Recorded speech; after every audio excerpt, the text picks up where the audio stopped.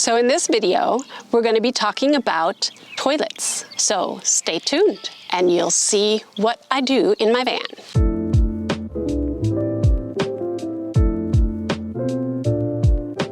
First of all, welcome to my channel. If you are new here, you are going to be seeing me in the middle of a bunch of series of answering questions and talking about things that viewers like you are asking me. And one of the things that people are very interested in is how do people go and use the toilet, or what is their toilet system? And so I thought, for the sake of this video, that I would go through some of the things that I have tried along the way. I started van life or going out on trips in my Dodge journey. And I had been watching so many YouTube videos about what do people do when they're camping. Obviously, the easiest thing to do is to find a place along the way, or you can also go to campgrounds that have toilets. Even a lot of state parks and national parks will have vaulted toilets that you can use when you're there camping. And there's rest stops along the way, there's truck stops along the way. So just like you would do on any road trip, you can use toilets that are already out there. But the real question is, what do you do when you're in a situation where you are boondocking, which, as I have had my tiny transit, I have been boondocking a lot more. And what that means is, or some people call it dispersed camping, it really is off-grid, where you have to contain everything what you bring in, you bring out, and you try not to leave any trace. And so in those situations, if it is appropriate, you can use a handy dandy shovel, and I think I have my shovel here somewhere. This is what you use to make a little, I guess they're called cat holes, or a little pit latrine of your own. Just dig it about 6 to 8 inches deep, and you can use that. And it's pretty easy when the ground is not frozen or anything like that. So this is very appropriate in most cases. You just don't want to do it in certain areas that would kind of ruin the vegetation or anything like that. So obviously this is a first case scenario in those situations, if you can do that appropriately. Then there are times that you don't or can't use a shovel. And so then what do you do? When I started out in the Dodge journey, I had seen a whole bunch of talk about luggable loos, and I have one here. So this is Reliance Luggable Loo. A lot of people talk about this and use this, and I actually used this when I was in the Dodge because I didn't have a space within the Dodge itself. I had a little pop-up tent, and I would just set this in there and it would be great. But then it would take up space inside when I was on the road or anything. And so and if you want to look at it more closely, it's basically just I think it's a 5-gallon bucket, and this snaps on this part here, and then the lid. And sorry, I think there's some spiders in there. Something has been in the garage. Okay, so you just have this on like that, and then this lid also goes down pretty snugly. So you usually just would put a bag in there, and that is how you would use it. Because of the height of this, when I was in my Dodge also, I kind of looked for a solution to solve it not fitting underneath my bench. And so I went from the 5-gallon that they have to this, which is a 3-gallon bucket. And so that for me worked a little bit. It fits the same, so that's no issue. And so then I could use this, and I could actually keep it inside. Now you have to, of course, empty these every time when you do get to an appropriate site outside of your boondocking site, and dump the bags. And so that can be a concern for some people, and a lot of people to cut down or going to composting toilets and things like that. But I try to use the biodegradable, eco-friendly type of plastic bags when I'm doing this. Some people would say that those don't really compost that well, but you do what you gotta do. So that is the luggable loo. So you can see my little ladybugs follow me everywhere. Hello, little ladybug.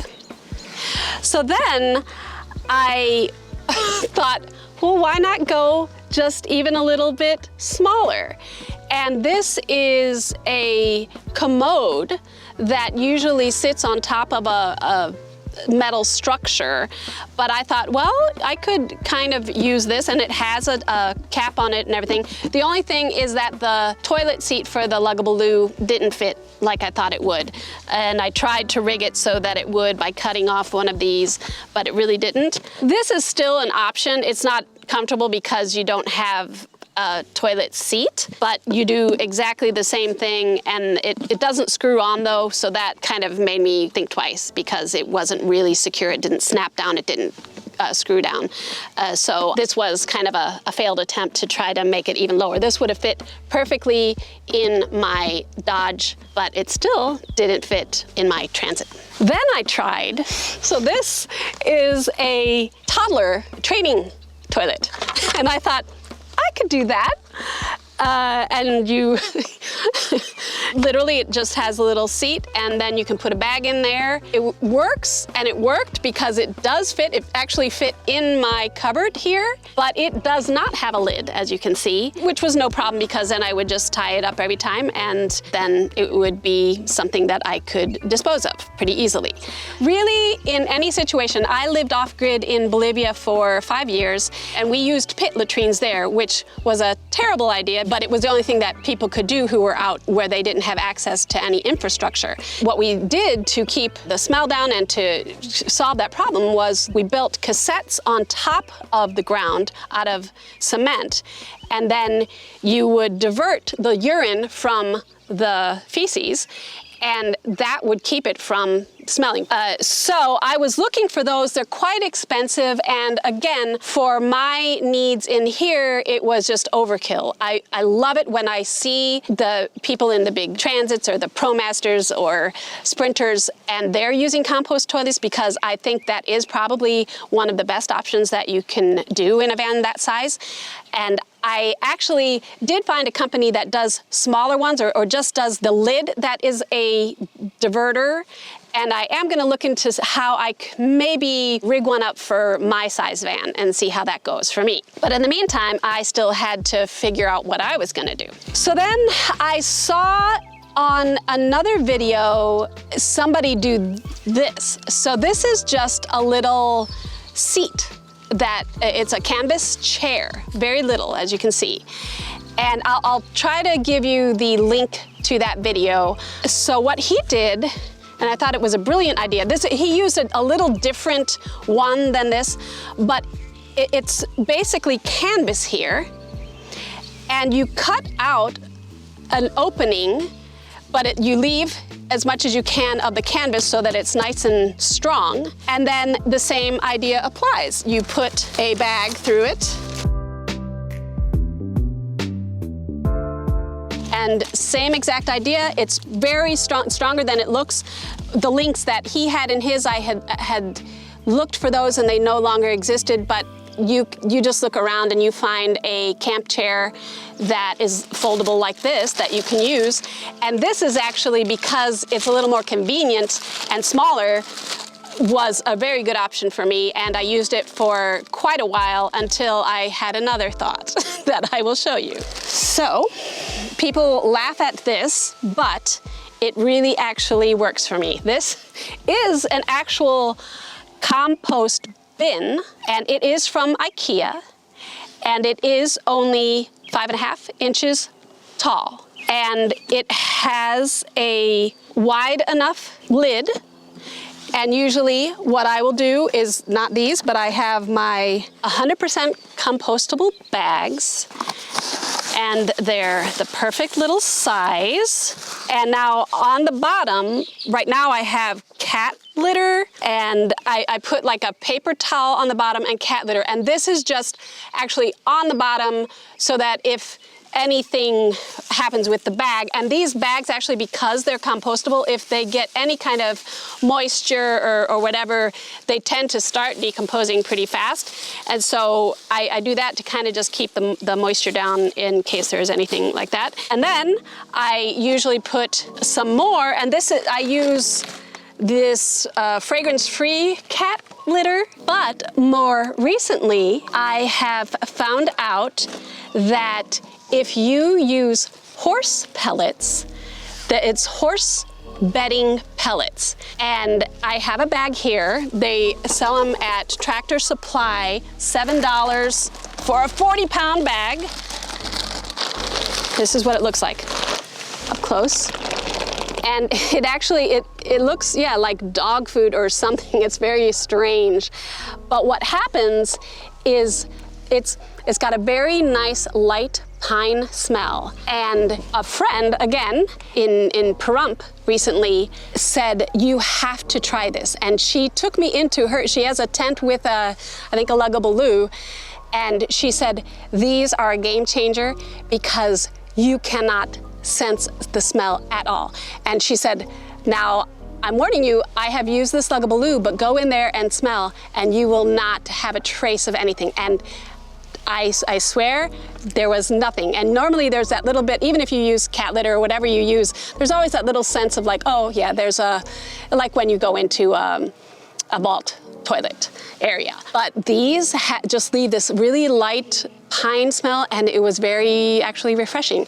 And when you urinate on it, it actually turns to almost like a sawdust. It doesn't get wet, it doesn't get heavy, it turns into a light sawdust. And so you can prepare a bag so when you put water on it, and so this I prepared for just putting on over my number 2, but I just put water in it and it turns into this. Then you can use this over top so that it just kind of provides an extra barrier and covers it and absorbs it. Nobody would know that I have a toilet in here at all, and especially one this size that fits under my little bench. When I'm done and I put a little bit of that on top, I then just close it up and then close it down.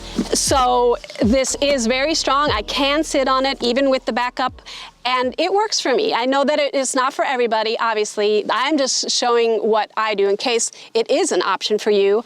It is a very doable option, and I wouldn't change it. I have tried, I always look for options wherever I am, other toilets and things like that, and really, for me, this has worked. And it works great. Nobody knows that I have a toilet in here. They always ask me, like, where's your toilet? So this works for me. And it stores right under my little bench. So I hope that has helped you a little bit. Sorry about all the potty talk, but it is something that people ask frequently. It's a question that you really can't get away from when you're doing this kind of lifestyle. And even I'm not full-time yet, but it is something when you are out and you want to be out in remote areas by yourself or with others for any length of time, you're going to have to kind of grapple with that issue and what you're going to do and what you feel comfortable with. And so I hope that presenting these options gives you an idea of what is out there. There are so many more options as well, and I would just encourage you to also keep looking, watching videos about the toilet issue and see which option really works for you. So thank you again, and I will see you in the next video.